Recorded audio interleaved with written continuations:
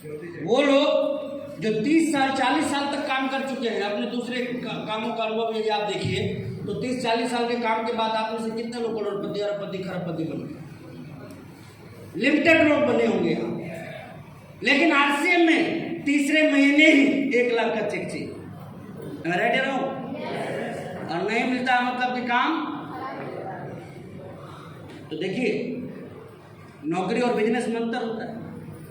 नौकरी में पे आउट 30वें दिन से ही शुरू हो जाता है, लेकिन बिजनेस में ऐसा नहीं होता है।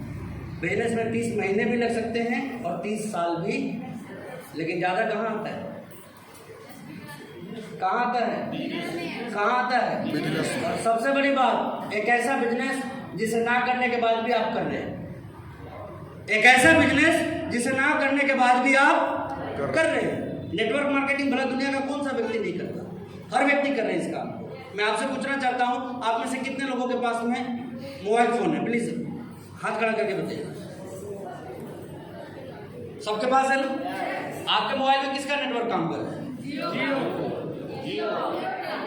जियो, एयरटेल, बीएसएनएल, वोडाफोन, यही ना? अब मैं थोड़ा यहाँ बताऊँ, आपके मोबाइल में जियो का नेटवर्क नहीं काम करता है।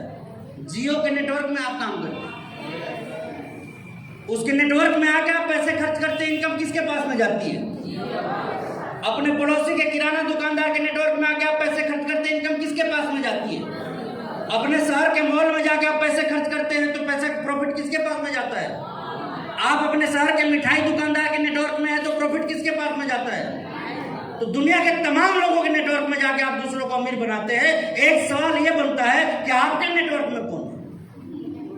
आपके नेटवर्क में तो आपका भाई भी नहीं है, कि वो भी मना कर चुका है आपको कि ना मुझे ये काम नहीं करना। ये सुनो, अब जरा देखने की बात यह है कि दुनिया के तमाम लोगों के नेटवर्क में हम काम करते हैं, लेकिन जब अपने नेटवर्क में दूसरों को लाना हो तो हमें क्या आती है? शर्म आने लगती है। शर्माने लग जाते हैं, कैसे बताएंगे, क्या करेंगे, ये करेंगे, वो करेंगे। मेरे भाई और बहनों, मैं आप सभी लोगों को बताना चाहता हूं, ये इंडस्ट्री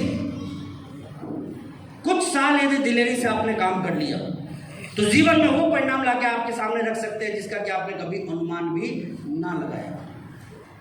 क्योंकि कई बार क्या होता है, कितनी बेहतरीन चीज हमारे हाथों में है इसका हम मूल्यांकन नहीं कर पाते, और यदि सही कायदे से हम इसका मूल्यांकन कर लेवे तो क्या हो सकता है, वो चीज मैं आपको बताने की कोशिश कर रहा हूं। देखिए, एक बार की बात है,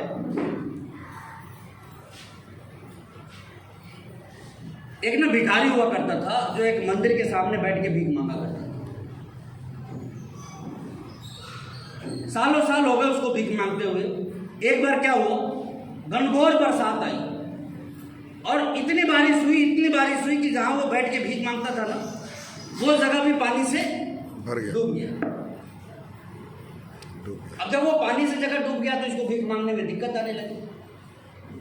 तो प्रभु से वो मांगा कि कुछ ऐसा इसका विकल्प लीजिए, कुछ उपाय करिए कि हमारी जिंदगी चलती रहे। उसी रात क्या हुआ, कुछ लोग एक बड़ा सा बक्सा, संदूक लकड़ी वाला जो होता है, वो उसके सामने फेंक के भाग गए। अब वो तो यूं तो कुछ दिन इंतजार किया कि शायद फेंकने वाला लेने आएगा, लेकिन कुछ दिनों तक जब कोई नहीं आया तो उस बक्से को जहां बैठता था वहां लगा लिया, और वहां बैठने के बाद पानी का भी चैलेंज उसकी लाइफ से खत्म हो गया, और फिर वो भीख मांगना आराम से शुरू कर दिया। करते करते 12-15 साल का समय बीत गया। 12-15 साल बाद अचानक एक दिन उसकी मृत्यु हो गई। जब वो मरा तो चूंकि उसका कोई नहीं था, तो नगर निगम वाले आए, और नगर निगम वाले आते ही उसके लाश को ले गए और उसके बाद उसकी अंत्येष्टि उन्होंने कर दी। लेकिन वो जहां बैठ के भीख मांगता था, उस संदूक को खोला गया कि देखा जाए कि इस भिखारी के पास सामान क्या है, तो सारे के सारे लोग ना हैरान हो गए, परेशान हो गए। क्योंकि जब वो संदूक खुला तो लोगों की आंखें फटी की फटी रह गई। मालूम है क्यों? क्योंकि वो संदूक हीरे जवाहरात से भरा हुआ था। लोग बाग परेशान कि यार जब इसके पास इतना था तो ये मांगता क्यों था? सही बात है ये नहीं? इतना करोड़ों का संपत्ति उसके बक्से में था, फिर भी ये क्यों भीख मांगता? तो ना शहर के बुद्धिजीवियों को मिला के एक टीम गठित हुई कि यार पता करो कि आखिर इसके पीछे ऐसा कौन सा विज्ञान काम कर रहा था कि इतना होने के बाद भी ये भीख मांग रहा। तो सारे लोगों ने इन्वेस्टिगेशन शुरू कर दिए। जब जाके पता चला कि शहर में आज से 12-14 साल पहले पुलिस वालों ने ना डकैतों के घर पर रेड करी थी और सारे डकैत अपने संपत्ति को एक बक्से में करके लेके भाग रहे थे। बाद में पुलिस वालों के डर से उसने उस बक्से को कहीं फेंक दिया और आगे चल के पुलिस वालों ने उन सभी डकैतों का इनकाउंटर कर दिया, मारे गए वो।